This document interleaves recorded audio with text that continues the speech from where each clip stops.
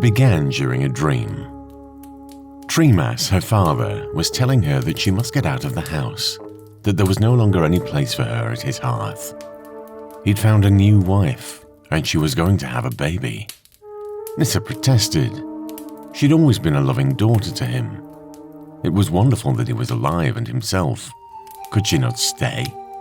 No, Tremas waved a finger. She must go and sleep in the hut on the hills, with only a rough blanket to cover her.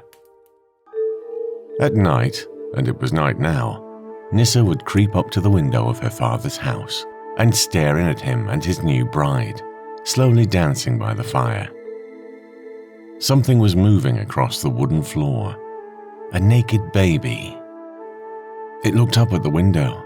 It could see her. The baby rushed across the room, its tiny limbs working like an insect's. With one leap, it was atop the chair. It had its palms and giant face against the window. "Let me in," he said. Nissa wanted to know what the baby's name was, so she carefully undid the window catch and let it inside. The cold air woke her up. She was standing by the window in her nightdress, and the baby was holding her hand. Nissa stifled her urge to jump back. It was a little naked blue-eyed boy, about a year old. It was standing on the window frame swaying. Only its grip on her finger was keeping it upright.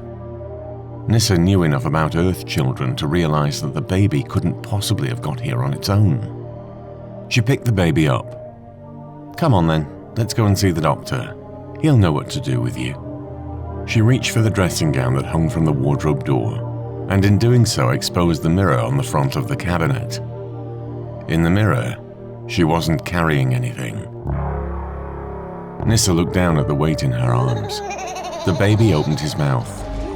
Out of his pink, smooth upper gums, two elongated fangs emerged.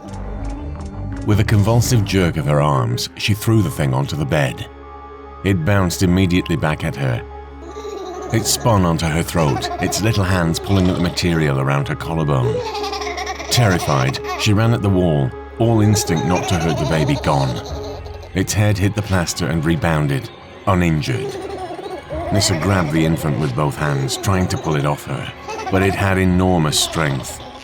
The baby's warm mouth descended to the flesh of her neck. 2 injections into the jugular vein.